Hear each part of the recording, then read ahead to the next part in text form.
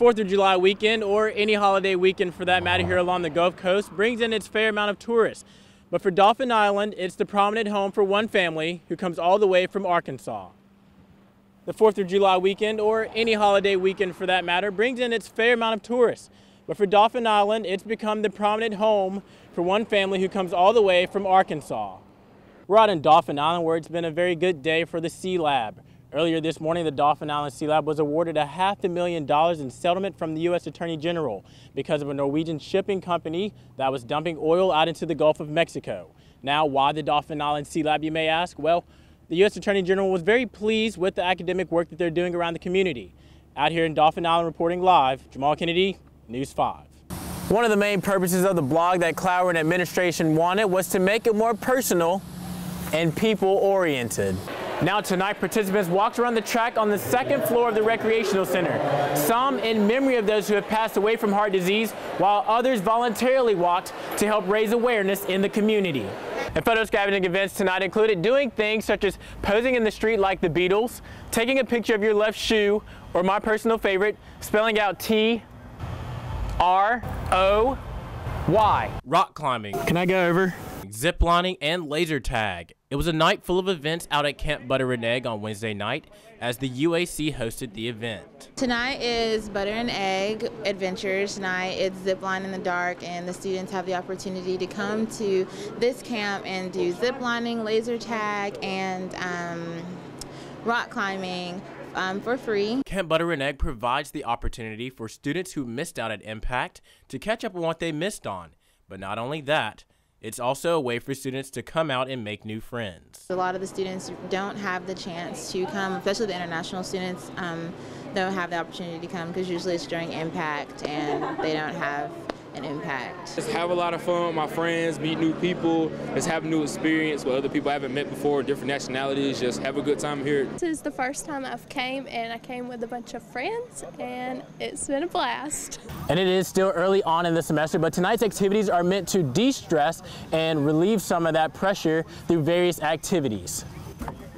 I was studying before I came, and all my friends were like, let's go have fun, so we're all here. Just a way to get away from school for a little while, you know, just be a big kid again, you know, just enjoy your time with your friends and stuff. So this is like a good thing that you can use to like relieve stress a little bit, be a little kid, and just take a load off for a little while for school for at least a few hours. If you're interested in taking part in UAC, their next meeting will be on next Monday at 5 p.m. in the Trojan Center ballrooms.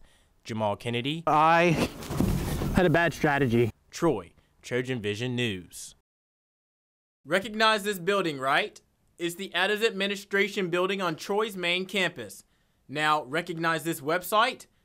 Don't worry, because it's new to Troy University and it's a blog called Troy Today. Troy Today is the new blog which we've launched here in University Relations. We entered into a soft launch in the fall, which we really just kind of rolled it out and started sharing some of the content on social media.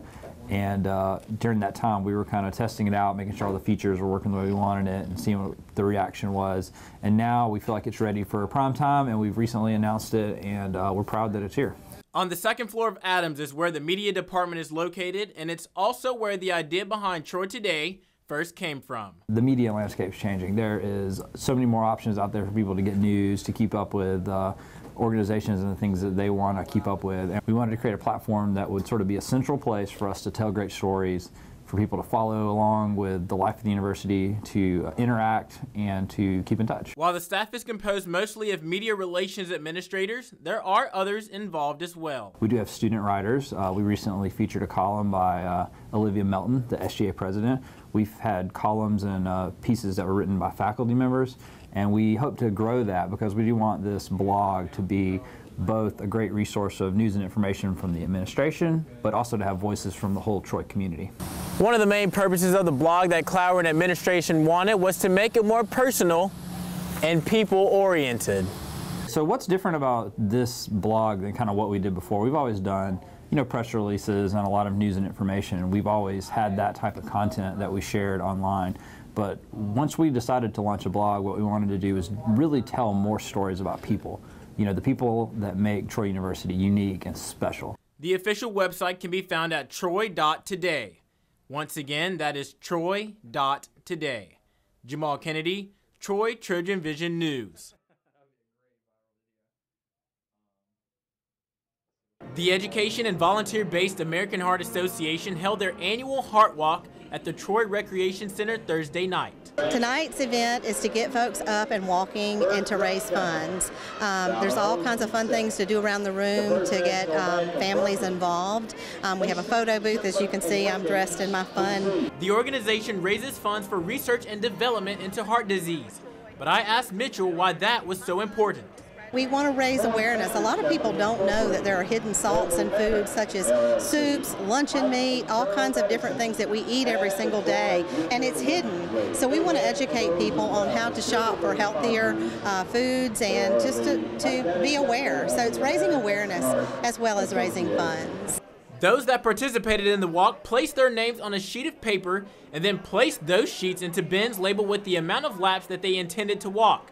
One participant took the time out to tell me how many laps he had completed and how many he had planned to complete. 7 so far. Trying to fill up my entire car. What was your goal? No goal, just to support. Now tonight, participants walked around the track on the second floor of the Recreational Center, some in memory of those who have passed away from heart disease, while others voluntarily walked to help raise awareness in the community.